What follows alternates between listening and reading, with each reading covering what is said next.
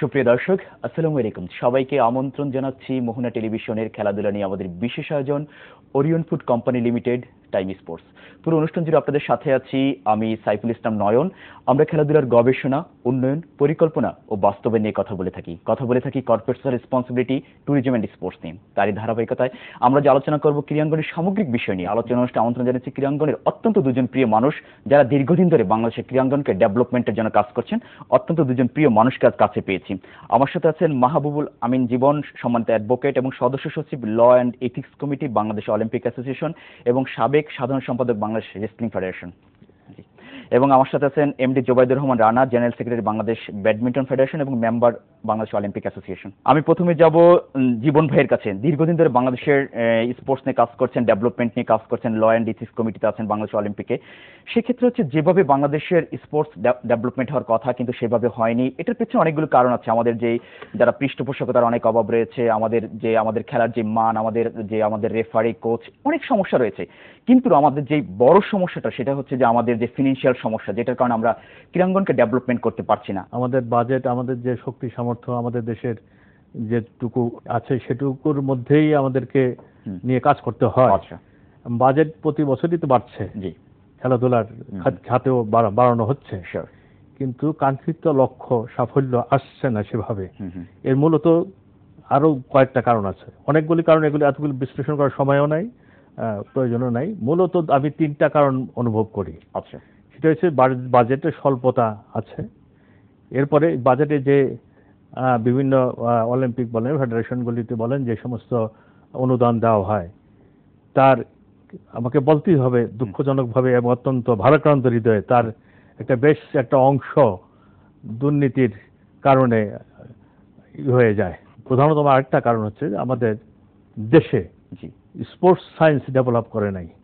আপনি অনেক বাজেট দেন, অনেক খাওয়ান, অনেক করেন, কি বলে, আপনি চর্চা করান, আপনি কোচ আনেন, রাত দিন আপনি পরিশ্রম করান, কিন্তু এর সাথে আপনাকে স্পোর্টস সায়েন্স, ক্রীড়া বিজ্ঞান, এই ক্রীড়া বিজ্ঞান যেটা সমস্ত পৃথিবী যারা এটাকে গ্রহণ করেছে এবং সমস্ত উন্নয়নশীল দেশে শত শত বিঘার উপরে বিভিন্ন ফ্যাকাল্টি, হ্যাঁ, আপনার ফিজিওথেরাপি, স্পোর্টস ফিজিওলজি, সিপিআর, হ্যাঁ, বিভিন্ন বিষয়ের উপরে বিরাট বিরাট অসংখ্য তাদের কার্যক্রম। আচ্ছা, সেই তুলনায় আমাদের বাংলাদেশে কোথায় একটা করা হয়েছিল, একটা ইনস্টিটিউশন না, বাংলাদেশ ক্রীড়া শিক্ষা প্রতিষ্ঠান, বিকেএসপি, একটা ডিপার্টমেন্ট বলা যায় না, একটা বিভাগ খোলা হয়েছিল স্পোর্টস সায়েন্সের উপরে। এটা অনেক আগের কথা, অর্থাৎ সেটা আতরেই শেষ। আমি সেই আতরের কথা শুনবো। জোবাইদুর রহমান রানা যেটা বললো যে আসলে যেই বাজেটটা আমরা দিচ্ছি ক্রীড়াঙ্গনে, সরকার দিচ্ছে, সেটা প্রপারলি আমরা এখানে ব্যবহার করতে পারছি না। স্বচ্ছতা এবং জবাবদিহিতার অভাব রয়েছে আমরা মনে করছি। বিষয়টিকে আপনি কিভাবে দেখছেন? আসলে এটা তো কিছুটা আছে, সেটা তো না বলে না, সেটা কিছুটা হয়তো আছে, কিন্তু এখানে আমি পাশাপাশি যে জিনিসটা বলতে চাই, আমাদের ক্রীড়াঙ্গনটাকে আমার কাছে কেন মনে হয়, এটা আমার সম্পূর্ণ ব্যক্তি মতামত, মনে হয় যে বাজেট বলেন আর যে কোনো জিনিসে বলেন, আমাদেরকে একটু অবহেলার চোখেই দেখা হয়। দিনকে দিন বাজেট বড় বড় আকারে বাজেট হয়ে আসছে, ভবিষ্যতে আরো অনেক বড় বাজেট হয়ে আসবে। তো দেখা যায় যে সব বাজেট সম্পূর্ণ করার পরে যদি কিছু থাকে সেটা মনে হয় ক্রীড়াঙ্গনে প্রোভাইড করা হয়।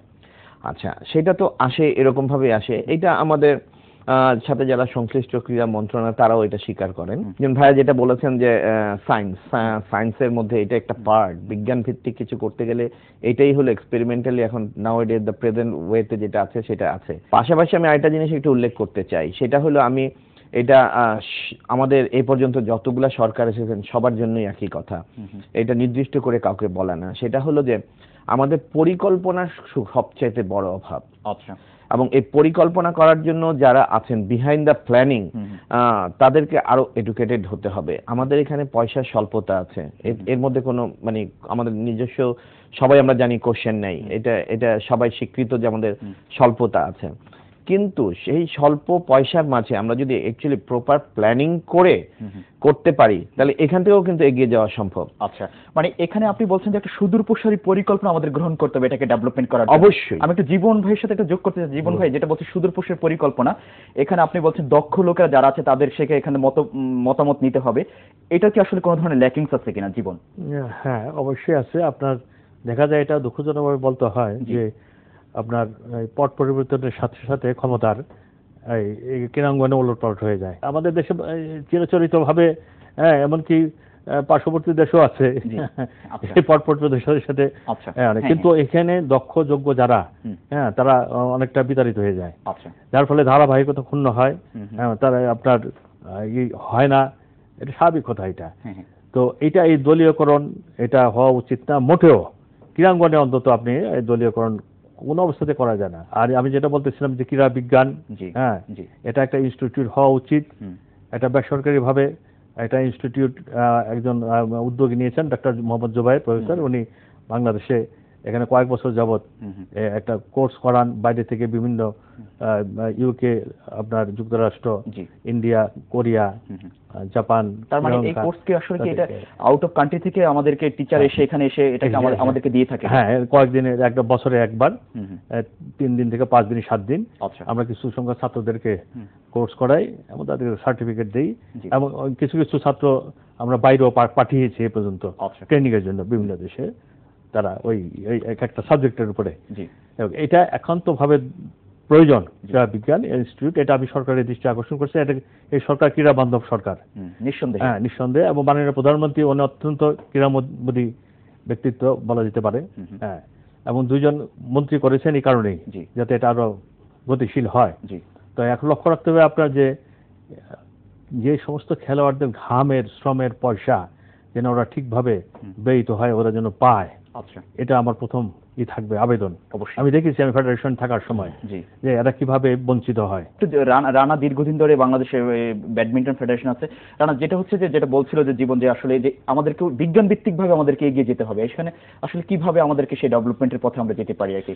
হ্যাঁ, মানে জীবন ভাই যেটা বলেছেন এটা একদম সঠিক একটা জিনিস। আমাদেরকে স্পোর্টস সায়েন্সটাকে অবশ্যই ডেভেলপ করতে হবে, বিসাইড দ্য প্ল্যানিং, সেটা করতে হবে। আমরা কিন্তু এখন জানি যে আমাদের ইনফ্রাস্ট্রাকচার কিরকম হওয়া উচিত, আমরা সবাই এই বেলায়, কিন্তু সরকার তো বলছে তাদের পর্যাপ্ত ইনফ্রাস্ট্রাকচার আছে, বাট হচ্ছে যে তাদের সেখানে ইকোনমিক্যালি যে বিষয়টা, যে ট্যালেন্টের বিষয়টা, সেইটার ল্যাকিংস আছে। সেই জন্যই বলতে চাচ্ছি আমি যে প্ল্যানিং, আমাদের ট্যালেন্ট হান্টিং থেকে নিয়ে আমরা যদি মনে করি যে আমরা শুধু সেন্ট্রালি ঢাকা বেস করব, রাজধানী বেস করব, হবে না।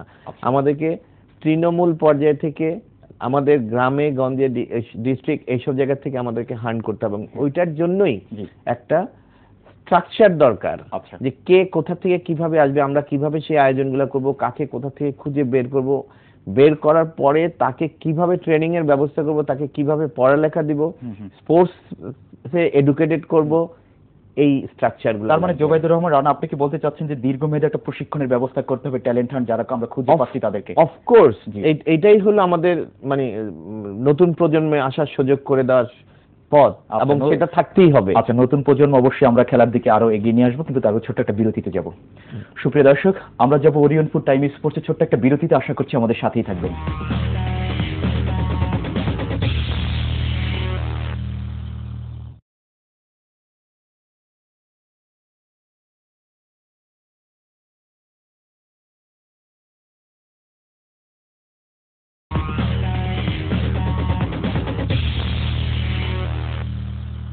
সুপ্রিয় দর্শক, বিরতির পর আবারও সবাইকে আমন্ত্রণ জানাচ্ছি ওরিয়ন ফুড টাইম স্পোর্টসের। সাথে আছেন অত্যন্ত 2 জন প্রিয় মানুষ।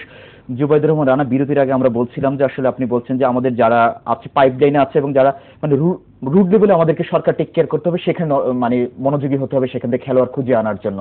সরকার, আমাদের জাতীয় ক্রীড়া পরিষদের কিছু প্রোগ্রাম আছে, তারপর বাংলা স্পোর্টস মিনিস্ট্রিরও কিছুটা প্রোগ্রাম আছে, সেটা হয়, কিন্তু সেটা হয় কি প্রপারলি হচ্ছে না। আচ্ছা, মানে ভাঙা ভাঙা ভাবে হয়। এইটাকে রেগুলারাইজ করে দিতে হবে। অবশ্যই এখানে ফাইন্যান্স একটা ব্যাপার।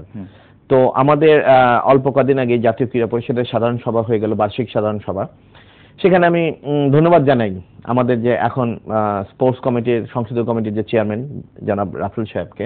উনি একটা প্রস্তাবনা করেছেন, সেটা হলো প্রত্যেকটা ফেডারেশনকে একটা নির্দিষ্ট পরিমাণ টাকা ডিপোজিট করার জন্য, যেটার আয় থেকে ফেডারেশনগুলো চলবে। এটা খুবই একটা যুগ উপযোগী একটা ব্যবস্থা হবে আমি মনে করি। এতে ইনিশিয়াল স্টেজে হয়তো আমাদের ক্রীড়া মন্ত্রণালয়কে একটা বড় একটা ফান্ড ডিসবার্স করতে হবে এই বেলায়, কিন্তু এই টাকাটা কিন্তু আসলে সুদূর প্রসারী একটা জিনিস। এই টাকাটা কিন্তু খরচ হচ্ছে না, থাকছে, ড্রেন হয়ে যাচ্ছে না। বর্তমান যে পদ্ধতিতে আমাদেরকে যে লামসাম যে টাকাটা দেওয়া হয়, যেটা খুবই অপ্রতুল, খুবই অপ্রতুল। তো সেটা দেখা যাচ্ছে কি আমরা একদিক দিয়ে পাচ্ছি আর একদিক দিয়ে ড্রেন হয়ে চলে যাচ্ছে, ওটা থেকে আমরা কোনো বেনিফিট বের করতে পারছি না। আচ্ছা। আর উনি যে প্রস্তাবনাটা দিয়েছেন সেটাকে যদি আসলে কার্যকরী করা যায় তো দেখা যাবে যে একটা সার্টেন টাইম পরে হয়তো ক্রীড়া মন্ত্রণালয়কে, ফেডারেশন, ডিস্ট্রিক্ট কাউকে আর কোন রকম অনুদান হিসেবে বাৎসরিক যে বাজেটের থেকে টাকা আমাদেরকে দেয় সেটা দিয়ে দেওয়ার প্রয়োজন পড়বে না। আমার এখন ব্যাডমিন্টনের যে অবস্থান আছে, আমার সাথে যদি দেশ জাতি চায় যে আমরা অনেক কিছুই করব, তার জন্য আসলে সম্ভব না। তার কারণ আমাদের জন্য যে একটা খেলার যে আমাদের এরিনা করে দেওয়া হয়েছে, উডেন ফ্লোর, ওটা এখন খেলারই কোনো উপযোগী নাই, হাঁটারই উপযোগী নাই, ওখানে খেলাধুলা হবে তো দূরের কথা। আমরা অনেক কমপ্লেন করেছি, হয়তো বা দেখা যাবে যে আর 6 মাস 9 মাস পরে দেখা যাবে যে ব্যাডমিন্টনের খেলাধুলাই থাকবে না। আচ্ছা। কেন প্র্যাকটিসের কোনো জায়গা নেই ঢাকায়। শিওর। একটু মাহবুবুল জীবন যেটা বলছিল, আমাদের ইনফ্রাস্ট্রাকচার অনেক আছে কিন্তু সেটাকে আমাদের রক্ষণাবেক্ষণ করতে হবে আর কি, সরকারের বিষয়গুলো টেক কেয়ার করতে হবে। তো আমাদের বাজেটে এখন যে ক্রীড়া মন্ত্রণালয়ের যে বাজেটটা ঘোষণা হচ্ছে সেখানে বলছে যা থাকে তার থেকে ক্রীড়া মন্ত্রণালয়কে একটা বাজেট দেওয়া হয়। আসলে এটা কি আসলে বাংলাদেশে এইভাবে কি ক্রীড়া ডেভেলপমেন্ট হতে পারে কিনা? না, এটা তো ওই যে আপনার কথাই তো এটা প্রতিফলিত হচ্ছে জি, যে কিছু থাকলে দিয়ে দাও, হ্যাঁ, তাই না? জি, এটা কখনোই না। এবং আজকের পৃথিবীতে জি, কোন জাতির শৌর্যবীর্য প্রকাশের যে এই মাধ্যম, জি, সেটা যুদ্ধক্ষেত্র না, ক্রীড়াক্ষেত্র, এটা মনে রাখতে হবে। শিওর। তো এবং ক্রীড়া মাধ্যম একটা বিরাট মাধ্যম জি, আপনার আপনার একটা জাতিকে, একটা দেশকে সারা বিশ্বে পরিচিত করানোর জন্য এটা বিরাট বিরাট মাধ্যম। শিওর। অথচ এটাকে আমরা অনেকটা নেগলেক্টই করছি এবং খুব একটা জোর দিচ্ছি না। আচ্ছা, আমরা বলি, মুখে বলি, সবই বলি, পরিকল্পনা করতে হবে, স্থাপনাগুলি সংস্কার করতে হবে, এই করতে হবে, সেই করতে হবে, কিন্তু হয় না, সেই অনুযায়ী হয় না। এবং যেটুকু হয় সেটুকু আমি বললাম, জি, কিছু অংশ চলে যায় ওই অতল গব্বরে। আচ্ছা, হ্যাঁ, যাদের পাওয়া উচিত, যাদেরকে এই করা উচিত, বিশেষ করে আমি জোর দিব জি, এখানকার খেলোয়াড় যারা সে ভিত্তি মূল তাদের। এবং আরেকটা বিষয় আমি বিশেষ করে আমি বলবো, আমাদের খেলা ক্রীড়াঙ্গনের কারা যুব এবং কিশোর এবং যুব রাইট, শ্রেণী, কেমন কিশোর থেকেই শুরু হয়, কিশোর বয়স থেকেই প্র্যাকটিসটা, ট্রেনিংটা শুরু হয়। অন্যান্য দেশে একেবারে থেকে শুরু করে, শিওর। কেমন। তো এই যে একটা অংশ, এটা কোথায় আমাদের তো বিভিন্ন খেলাধুলার সময় বিভিন্ন ফেডারেশনে কিছু বিভিন্ন ডিস্ট্রিক্ট থেকে অতি কষ্টে কিছু কিছু খেলোয়াড় এনে এসে ক্যাম্পে জড়ো করে কয়েক মাস ট্রেনিং দেয়, কয়েক মাস। অথচ অন্যান্য দেশে একটা শেষ হওয়ার পরে, ওই আসর শেষ হওয়ার পরের দিন থেকে আবার সেই পরবর্তী আসরে অলিম্পিকের শুরু করে দেয় ওরা।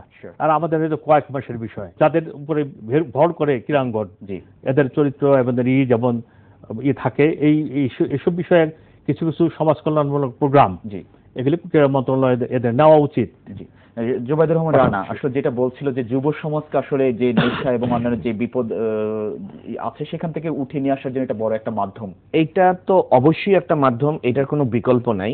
তার কারণ আমাদের যে কিশোর বয়সটা, সেই বয়সটাতে আমরা যা শিখবো সেটাই হলো কাদামাটির সময়, যেভাবে গোড়া হবে সেভাবেই হবে।